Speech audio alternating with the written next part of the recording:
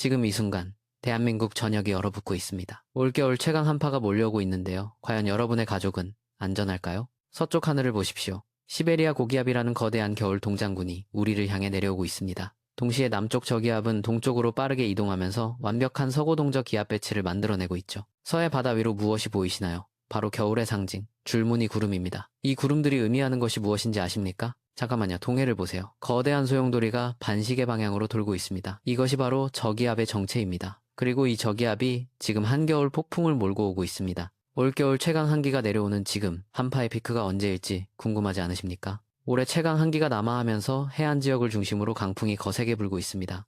체감 온도는 실제 기온보다 훨씬 더 떨어질 것으로 예상되는데요. 놀라운 사실을 하나 알려드리겠습니다. 지금 이 시각 거의 전 국토가 위험기상 특보 아래 놓여 있습니다. 기상청 지도를 보면 마치 총천연색 모자이크처럼 각종 특보로 가득합니다. 그런데 말입니다. 이 저기압의 중심이 어디로 향하고 있을까요? 바로 오호츠크해입니다. 울릉도와 독도는 어떻게 될까요? 일본과 함께 엄청난 폭설을 맞이하게 될 것입니다. 이미 철도와 차량 운행에 심각한 문제가 발생하기 시작했습니다. 고속도로를 상상해보세요. 단 한 대의 차량이 눈 때문에 정차해버리면 어떻게 될까요? 순식간에 대정체가 발생합니다. 이것이 바로 폭설의 무서운 점입니다. 흥미로운 현상이 하나 있습니다. 고기압이 다가오는 서해는 상대적으로 눈구름이 적습니다. 하지만 바람 방향에 따라서는 완전히 달라집니다. 서해안이나 제주도에 눈구름이 걸리면 어떻게 될까요? 바로 폭설입니다. 이 고기압의 출생지를 아십니까? 바로 시베리아입니다. 시베리아 기단의 한랭 건조한 성질을 그대로 가지고 있죠. 대륙에서 떨어져 나온 직후의 공기는 얼마나 차가울까요?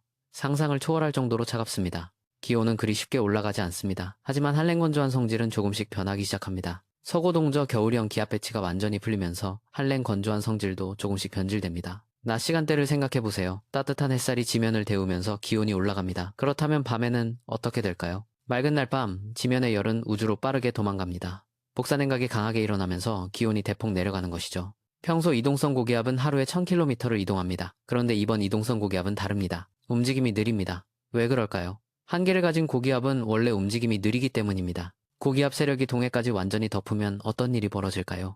28일에는 동해의 눈구름이 거의 사라질 것으로 보입니다. 하지만 강원도 영동산지에는 여전히 강한 바람이 남아있을 것입니다. 오늘 26일 금요일 올겨울 최강 한기가 정점을 찍습니다. 그렇다면 주말은 어떨까요? 주말이 되면서 기온은 점차 완화될 것으로 예상됩니다. 놀라운 수치를 보여드리겠습니다. 26일 영하 6도선이 어디까지 내려갈까요? 무려 규슈 부근까지 내려갑니다. 27일에는 제주도까지 올라옵니다. 그리고 28일에는 마치 썰물이 빠지듯이 영하 6도선이 북한까지 쭉 올라갑니다. 하지만 여기서 끝이 아닙니다. 한기가 연말 연시에 다시 우리나라로 내려올 것으로 예상됩니다. 기온은 평년 기온 이하로 떨어질까요? 아니면 평년 기온과 비슷할까요? 내년 연초는 특히 추울 것으로 보입니다. 하지만 아직 일주일 뒤일이라 변동될 가능성이 있습니다. 최근 지구온난화로 기온이 급격히 상승하고 있다는 사실 알고 계셨나요? 그렇다면 평년 기온도 대폭 오를 것이라고 예상할 수 있습니다. 자, 이제 여러분이 꼭 알아야 할 중요한 정보들을 정리해드리겠습니다. 첫째, 체감온도입니다. 실제 기온보다 영하 5도에서 10도 정도 더 낮게 느껴질 수 있습니다. 외출하실 때 반드시 방한복을 착용하세요.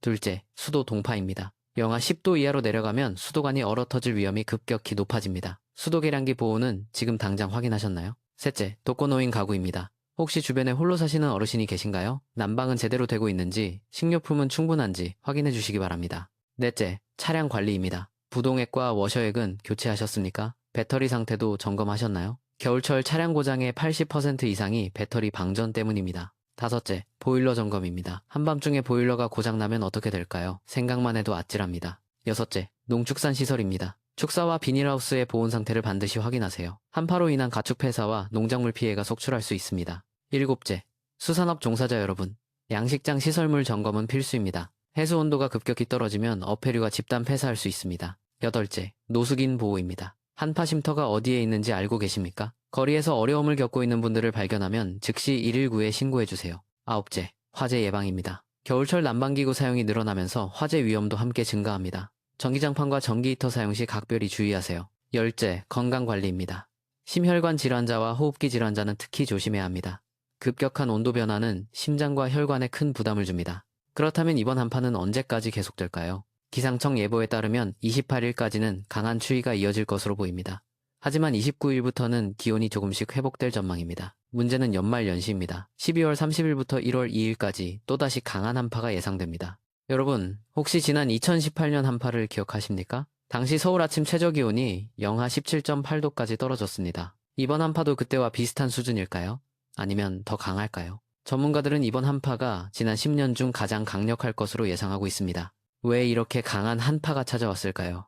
바로 북극 소용돌이의 약화 때문입니다. 북극 소용돌이가 약해지면 극지방의 차가운 공기가 중위도 지방으로 쉽게 내려옵니다. 이것이 바로 우리가 지금 겪고 있는 한파의 원인입니다. 기후변화와 한파, 모순처럼 들리지 않으십니까? 지구가 따뜻해지는데 왜 한파가 더 강해질까요? 역설적이게도 지구온난화로 인해 극단적인 기상현상이 더 자주, 더 강하게 나타나고 있습니다. 이제 우리가 해야 할 일은 무엇일까요? 첫째, 기상정보를 수시로 확인하세요. 스마트폰 기상청 앱을 설치하셨나요? 둘째, 비상연락망을 점검하세요. 가족, 이웃과 연락이 끊기지 않도록 준비하세요. 셋째, 비상식량을 준비하세요. 최소 3일치 식료품과 식수를 확보하세요. 넷째, 응급약품을 챙기세요. 감기약, 해열제, 소화제 등 기본 의약품을 준비하세요. 다섯째, 손전등과 배터리를 확인하세요. 정전에 대비해야 합니다. 이 모든 정보를 기억하기 어렵다면 어떻게 해야 할까요?